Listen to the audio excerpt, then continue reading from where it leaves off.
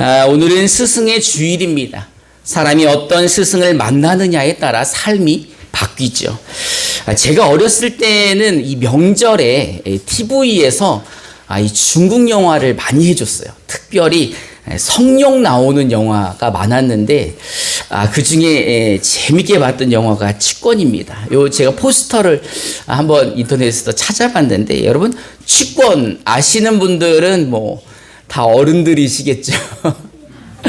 이 취권은 어떤 권법인가 하면 술에 취한 척하면서 상대를 방심하게 만드는 거죠. 그리고 난 다음에 상대가 방심할 때 공격하는 권법입니다. 근데 이 취권은 배우는 방법이 굉장히 특이하죠. 뭘 마실 줄 알아야 돼요? 원래 술은 안 마시는 거래요. 제가 찾아봤더니 취권은 술에 취한 척 하는 거지 술을 마시는 거는 성룡이 만들었다고 하더라고요. 근데 어쨌든 이 배우는 과정이 너무 독특해서 이 주인공이었던 성룡이 처음에는 잘 안 배우려고 합니다. 그런데 갑자기 이 악당이 나타나서 부모님을 공격해서 부모님이 크게 다치신 거예요. 그래서 화가 나서 이제 복수를 하려고 열심히 취권을 전수받게 됩니다. 여러분, 스승님에게 취권을 전수받으려면 누구 말을 잘 들어야 될까요? 스승님 말씀 잘 들어야 되겠죠. 그래야만 취권을 전수받을 수 있는 것입니다. 제자라는 것은요, 스승의 가르침에 잘 따르는 자가 제자인 것입니다. 제가 질문을 하나 해보겠습니다. 여러분은 예수님의 제자이십니까? 그렇다면 여러분은 예수님의 가르침대로 살고 계십니까? 이건 대답이 좀 작으시네요. 여러분, 예수님의 가르침대로 잘 살고 있는지 또는 잘 못 사는지 알아보기 위해서는요, 주변 사람들에게 물어보면 됩니다. 가장 가까운 주변인이 누구일까요? 내 아내, 내 남편, 내 자식, 우리 가족들에게 물어보면 금방 나오죠. 교회 나왔을 때는 담배 안 피는 것 같은데 아내나 남편에게 물어보면 금방 나오죠. 교회 나와서는 멀쩡한 것 같은데 집에서 어떤지 알아보려면 가족에게 물어보면 다 드러나게 되어 있습니다. 오늘 말씀의 제목을요, 우리 같이 한번 따라해 봅시다.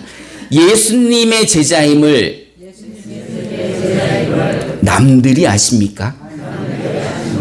우리 옆에 분들에게 한번 여쭤봅시다. 예수님의 제자임을 남들이 아십니까? 예수님의 제자가 되기 위해서는요, 조건이 있습니다. 예수님의 제자는요, 예수님의 말씀에 거하는 사람입니다. 예수님의 말씀 안에 거하는 사람이 예수님의 제자입니다. 여러분, 예수님의 말씀 안에 거하고 계십니까? 그 말씀이 여러분들을 움직이는 힘이라면 여러분은 예수님의 제자입니다. 예수님의 말씀이 나의 힘이고 그 말씀이 내 생명이고 그 말씀이 나의 길이라고 믿으신다면 이미 여러분들은 예수님의 제자인 것이죠. 사실 예수님의 말씀 안에 거한다는 말이 무슨 말입니까? 예수님의 말씀대로 산다는 거예요. 우리 요한복음 8장 31절을 우리말 성경으로 한번 읽어봅시다. 시작. 예수님께서 자기를 믿게 된 유대 사람들에게 말씀하셨습니다. 만일 너희가 내 말대로 산다면 너희는 참으로 내 제자이다. 아멘. 예수님의 말씀대로 사는 사람, 그 사람이 바로 예수님의 제자인 것입니다. 그렇다면 예수님은 우리에게 어떻게 살라고 말씀하고 계십니까? 요한복음 13장 34절부터 35절 우리말 성경으로 함께 봉독해 봅시다. 시작. 내가 너희의 생명을 먹는다. 서로 사랑하라. 내가 너희를 사랑한 것 같이 너희도 서로 사랑하라. 너희가 서로 사랑하면 이로써 모든 사람들이 너희가 내 제자임을 알게 될 것이다. 아멘.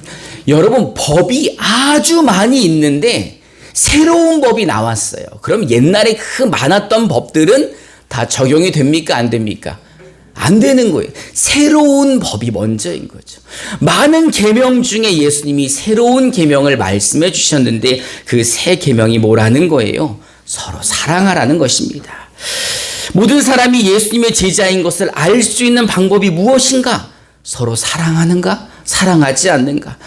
내 욕심대로 살던 사람이 내 욕심대로만 살지 않을 때 사람들이 예수님의 제자인 것 같이 생각이 들 겁니다. 남을 미워하고 시기하고 질투하던 사람이 그렇게 살지 않을 때, 나밖에 모르던 사람이 이웃도 돌아보고 그럴 때 우리 주변의 사람들이 우리를 보면서 예수님의 제자인가 보다 이렇게 알게 되는 거죠. 예수님은요, 우리에게 내가 너희를 사랑한 것 같이 너희도 서로 사랑하라 라고 말씀하십니다. 우리의 스승이신 예수님께서 제자인 우리에게 스승인 내가 너희를 그렇게 사랑한 것처럼 너희가 내 제자라면 너희도 그렇게 서로 사랑하며 살아라 라고 말씀하시는 겁니다. 그렇다면 여러분, 예수님이 사랑하신 것처럼 우리가 어떻게 얼마만큼 누구까지 사랑해야 되는 것입니까? 우리 마태복음 5장 43절부터 44절을 개역개정으로 한 목소리로 봉독해 봅시다. 시작. 또 내 이웃을 사랑하고 내 원수를 미워하라. 너희가 받았으나 나는 너희에게 이르노니 너희 원수를 사랑하며 너희를 박해하는 자를 위하여 기도하라. 아멘. 우리가 너무 잘 알고 있는 말씀이지만 읽고 싶지는 않은 말씀이죠. 여러분, 원수를 사랑하고 나를 박해하는 사람을 위해 어떻게 하라는 거예요? 기도가 나옵니까? 욕이 먼저 나오지. 우리가 너무 잘 알지만 예수님처럼 사랑하려면 이렇게 사랑하라는 겁니다. 원수까지 사랑하고 나를 박해하는 자를 위해서 기도하는 것, 그렇게 사는 사람이 예수님의 제자라는 것입니다. 여러분, 예수님은요 정말 그렇게 사셨던 분입니다. 예수님은요 자신을 십자가에 매달고 조롱하고 욕하고 죽였던 사람들까지도 용서하신 분입니다. 뿐만 아니죠. 그분이 왜 십자가에 달리셨습니까? 예수님은요 원수 되었던 우리를 대신하여 죽으신 것입니다. 여러분, 예수님은요 원래 그렇게 살지 않아도 되시는 분입니다. 그냥 하늘에서 하나님 우편에 앉아 계시면서 그와 같이 권세를 누리시기만 해도 되시는 분인데, 그 하늘 영광을 포기하시고 낮고 천한 이 땅에 내려오셔서 인간의 몸을 입고 아주 가난한 목수의 아들로 오셔서 우리를 대신하여 십자가에 죽으셨다는 것입니다. 할렐루야. 우리는 이 예수님의 사랑으로 말미암아 죄사함을 받고 우리는 심판을 받지 않게 된 것입니다. 여러분, 인간은 누구나 죽잖아요. 그런데 죽음 이후의 심판을 피할 수가 없습니다. 하지만 예수 믿는 사람들, 예수님이 우리의 죄를 대신하여 죽어주신 그 사랑으로 말미암아 예수님의 제자들은 심판받지 않고 죄사함 받고 천국 가게 되었다는 것입니다. 뿐만 아니라 신분도 바뀌었잖아요. 원래는 죄인이었지만 누구로 바뀌었습니까? 하나님의 자녀로 바뀌게 되었습니다. 그 세상을 창조하신 전능하신 하나님을 아버지라 부르게 된 것입니다. 할렐루야. 우리는요 예수님의 그 희생으로, 예수님의 사랑으로 하나님의 자녀가 되어 영생까지 이르게 된 사람들입니다. 그리고 또 예수님의 제자들인 거죠. 그러니 하나님의 자녀이며 예수님의 제자인 우리들은 예수님께서 우리를 사랑하신 것처럼 그렇게 사랑하며 살아야 한다는 것입니다. 또 예수님의 제자들은요 많은 열매를 맺으며 살아야 합니다. 요한복음 15장 8절을 우리말 성경으로 한번 읽어봅시다. 시작. 너희가 열매를 많이 맺으면 내 제자가 되고 이것으로 아버지께서 영광을 받으실 것이다. 아멘. 은혁아, 너 요즘 열매 좀 많이 맺니? 여러분, 예수님의 제자는요 열매를 많이 맺어야 된다는 거예요. 그 열매를 많이 맺음으로 하나님께 영광 돌리는 삶을 사는 사람, 그 사람들이 바로 예수님의 제자라는 것입니다.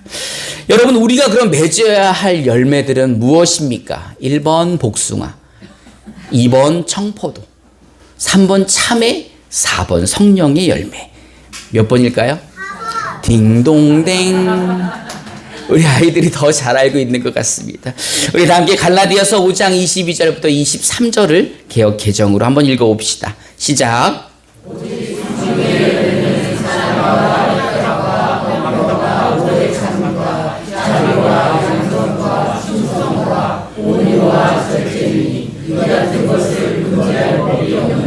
아멘. 예수 그리스도의 대속으로 말미암아 죄 용서함 받고 하나님의 자녀가 된 예수님의 제자들이라면 이제 성령의 열매를 많이 맺어야 하는데, 이 성령의 열매가 무엇인가? 여러분, 나무가 과일 열매를 맺으면 누가 그 열매를 먹습니까? 사람들이 먹잖아요. 열매는 복숭아 나무가 맺었는데 먹는 건 누가 먹어요? 주변 사람들이 다 먹지 않습니까? 우리가 먹고 남은 것은 주변에 있는 새들도 와서 먹고, 그래도 남은 것은 땅에 떨어져서 땅도 먹고, 이렇게 주변에 있는 모든 것들이 그 열매를 먹는 거죠. 그러니 열매라는 것은 나를 위한 것이기도 하지만 또 이웃을 위한 것이기도 한다는 것입니다. 내가 사랑의 열매를 맺는다면, 그것도 사랑의 열매를 많이 맺는다면 분명 내 주변에 있는 사람들은 어떤 열매를 맛볼까요? 사랑의 열매를 맛보게 되는 것입니다. 내가 기쁘다면, 내가 정말 기쁨이 충만해서 내가 평안하다면 내 주변에 있는 모든 사람들이 함께 기뻐하고 평안할 수가 있는 거죠. 요건 이해가 안 되세요? 여러분, 집에 엄마가 너무 기뻐. 엄마가 뭐 때문인지 그냥 너무 기뻐. 그리고 마음이 평안하면 저녁 반찬이 달라지는 거 아니에요? 저녁에 서비스가 달라지는 거 아닙니까? 애들이 뭐 실수를 해도 괜찮아, 그럴 수도 있지. 여러분, 엄마가 기쁘고 평안하면 가정이 평안한 것입니다. 오래 참음의 열매를 맺는 사람이라면 그 주변에 있는 사람들은 싸움이 일어나지 않겠죠. 왜? 누가 참으니까. 그 사람이 참으니까. 내가 참고 또 참지, 울긴 왜 울어? 참고 또 참고 오래 참으니까 이 집은 싸움이 안 나는 거예요. 여러분, 참을 인자 3개가 모이면 모두 면합니까? 살인도 면한다잖아요. 이 참을 인자가 어떤 뜻인가라고 하면 이 가슴에 칼을 얹고 있는 거예요. 아무리 급해도 마음으로 여유를 가지고 참는다는 뜻입니다. 이런 참을 인자가 3개가 모이면 살인도 면하는데, 오래오래 참고 있는 성령의 열매가 맺혀 있는 사람이라면, 그 열매가 많은 사람이라면 주변에는 절대 살인은 일어나지 않겠죠. 여러분, 그 자비의 열매가 있는 사람들, 주변 사람들은 어떨까요? 자비가 많은 사람이에요. 아마 주변 사람들은 그 사람을 보면서 참 친절하다, 참 선하다, 이렇게 생각할 겁니다. 여러분, 이런 친절한 사람, 이런 자비가 많은 사람들은 누가 좋아할까요? 애들이 좋아하죠. 일단 애들이 아무리 가서 수염을 끄당겨도 자비가 많으신 분이라면 아이들이 좋아합니다. 여러분, 아이들이 좋아하는 사람은 또 누가 좋아할까요? 개가 좋아하잖아요, 개가. 동물들이 그렇게 좋아하는 거예요. 자비가 많은 사람은 아이들이 좋아하고 또 동물들이 좋아합니다. 우리 옆에 계신 분들께 한번 여쭤봅시다. 애들이 선생님을 좋아하십니까? 우리 아니면 다시 한번 여쭤봅시다. 동물들은 선생님을 좀 따르시나요? 원래 제가 평소에는 굉장히 자비하고 선한 사람 같지만, 예전에는 이 핸들만 붙잡으면 눈에 이제 쌍심지를 켜고 앞에만 보고 달려가는 사람인 거죠. 뭐 자비고 뭐고 친절이고 나발이고 그냥 막 그럴 때가 있었습니다. 그럴 때가. 그래서 그냥 뭐 다른 때는 욕하지 못해도 언제는 욕할 수 있어요. 여러분, 운전할 때 욕하세요? 제가 원래 그랬던 사람이에요. 근데 지금은 자비의 열매가 조금 있는지 운전할 때는 욕은 안 하더라고요. 못 믿겠으면 그 블랙박스 한번 열어보셔도 되고, 또 아이들이 또 저한테 많이 오고, 또 우리 집 개가 나만 보면 이렇게 오줌을 싸요. 그래서 나 싫은 사람한테 오줌 싸는 줄 알았더니 보니까 좋아하는 사람 앞에서 그렇게 오줌 싸면서 좋아하는 걸 보니 자비의 열매가 조금 생기지 않았나 생각해 봅니다. 여러분은 어떤 열매를 많이 맺고 계십니까? 또는 어떤 열매가 여러분들에게는 부족하십니까? 여러분, 성령의 열매는요, 성령의 도움 없이는 절대 맺을 수 있는 열매가 아닙니다. 아니 뭐 세상적으로 기뻐하나 성령 안에서 기뻐하나 여러분 어떻게 기뻐하는지 잘 알지 못할지 모르지만 그 안에 원동력이 다르다는 거예요. 성령에 의해서 맺는 열매는 성령의 도움이 아니고는 맺어질 수가 없는 겁니다. 예수님의 말씀 안에 거하여 말씀대로 살면서 성령의 열매를 많이 맺는 삶. 사실은 예수님 믿는 사람들이 살아야 할 당연한 삶인 거죠. 우리가 그렇게 살아야 되는데 왜 그렇게 못 사십니까? 우리 옆에 분에게 여쭤보시죠. 아니 왜 그렇게 못 사십니까? 여러분 우리 알잖아요. 그렇게 살기가 얼마나 어려운지. 왜 아직도 우리는 그 성령의 열매들을 못 맺고 사람들이 나를 보면 예수 믿는 사람인지 아닌지 왜 모를까? 사실은요. 우리가 육신의 장막 안에 살고 있기 때문입니다. 우리의 신분은 하나님의 자녀이고 우리가 죄 사함을 받았고 우리가 죽음 이후에 심판이 없는 건 알지만 아직도 이 연약한 육신 안에 살고 있기에 우리는 그 욕심과 정욕으로 인하여 그 죄 가운데 살 수밖에 없는 거예요. 여러분 욕심하고 정욕이랑 이런 거 없으면 어떻게 될까요? 죽는 거죠 이제. 우리는 그것 때문에 육신은 살아있는 거거든요. 뿐만 아니라 이 육신이 살고 있는 이 땅은 어떻습니까? 인간으로 인해 저주받은 땅입니다. 우리로 인해 저주받은 이 세상 가운데 죄로 오염된 세상 가운데 이 저주받은 육신을 가지고 살고 있기에 우리가 예수님의 제자로서 성령의 열매를 맺으며 살기가 쉽지 않다는 것입니다. 그러나 여러분 너무 실망하지 마시기 바랍니다. 여러분은 누구의 자녀입니까? 전능하신 하나님의 자녀입니다. 하나님은 이미 알고 계세요. 우리가 얼마나 연약한지, 우리가 예수님의 제자처럼 살기가 얼마나 어려운지를 알고 계십니다. 그래서 우리에게 도와주시는 보혜사 성령님을 보내주셨습니다. 우리 요한복음 16장 7절부터 14절을 우리말 성경으로 저와 여러분들이 한 절씩 교독해 봅시다. 제가 먼저 7절을 봉독하겠습니다. 그러나 내가 진실로 진실로 너희에게 말한다. 내가 떠나가는 것이 너희에게 유익하다. 내가 떠나가지 않으면 보혜사가 너희에게 오시지 않을 것이다. 그러나 내가 가면 너희에게 보혜사를 보내주겠다. 보혜사가 오시면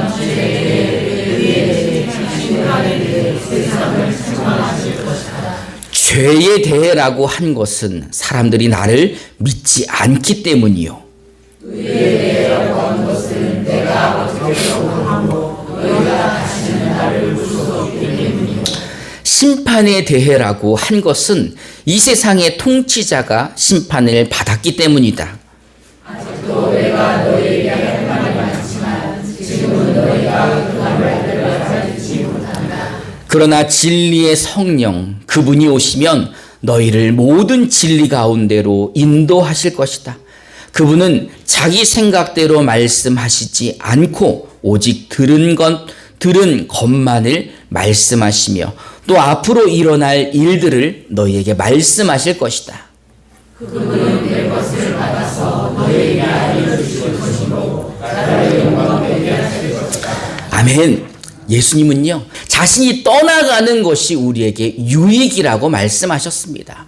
왜냐하면 그래야지만 예수님이 떠나가셔야지만 누가 오시기 때문에 우리를 도와주실 성령이 오시기 때문에 그게 더 유익이라고 말씀하시는 거예요. 왜냐하면 예수님의 사역은 이미 마쳤거든요. 하늘 영광 버리시고 이 땅에 오셨고 우리를 대속하여 죽으셨기에 예수님의 사역을 다 이루셨기 때문에 이제는 성령님이 사역하실 수 있도록 예수님이 떠나가시고 성령님이 우리 가운데 오게 된 것입니다. 할렐루야. 여러분, 주변 사람들이 여러분이 예수님의 제자인 것을 알고 계십니까? 혹시 아직도 성령의 열매를 맺지 못해서 혹시 우리를 못 알아보는 것은 아닐까요? 아니면 아직도 사랑하지 못하는 삶을 살아서, 아니면 아직도 서로 용서하지 못해서 우리를 예수님의 제자로 알아보지 못하는 것은 아닐까요? 여러분, 너무 걱정하지 마시기 바랍니다. 하나님이 다 알고 계십니다. 우리를 사랑하시는 그 하나님이 우리를 너무 잘 알고 계시기 때문에 우리를 도와주실 성령님을 보내주신 거예요. 그러니 우리가 할 것은 뭐예요? 성령님을 의지하는 겁니다. 성령님께 도움을 구하는 겁니다. 내가 말씀 안에 거하기 너무 힘듭니다. 말씀대로 살기가 너무 어렵습니다. 내가 성령의 열매 9개나 되는데 이거 맺기가 너무너무 어려우니 성령님 나를 도와주시옵소서. 그렇게 기도할 때 성령이 우리를 도와주시고 그렇게 살 수 있도록 인도해 주시며 그렇게 살다 보면 성령이 우리 안에 가득 차서 그때 성령의 열매들이 맺어지는 것입니다. 그러니 여러분, 이제 우리를 사랑하시는 아버지 하나님의 성령을 의지하시기 바랍니다. 그리고 그 성령님께 기도함으로 주의 말씀 안에 거하여 주의 말씀대로 살면서 성령의 열매를 많이 맺음으로 주변의 모든 사람들이 우리들이 예수님의 참 제자임을 알게 되기를, 그렇게 알리시기를 주님의 이름으로 축원합니다. 이 시간 우리 함께 찬송하고 기도하는 시간을 갖도록 하겠습니다.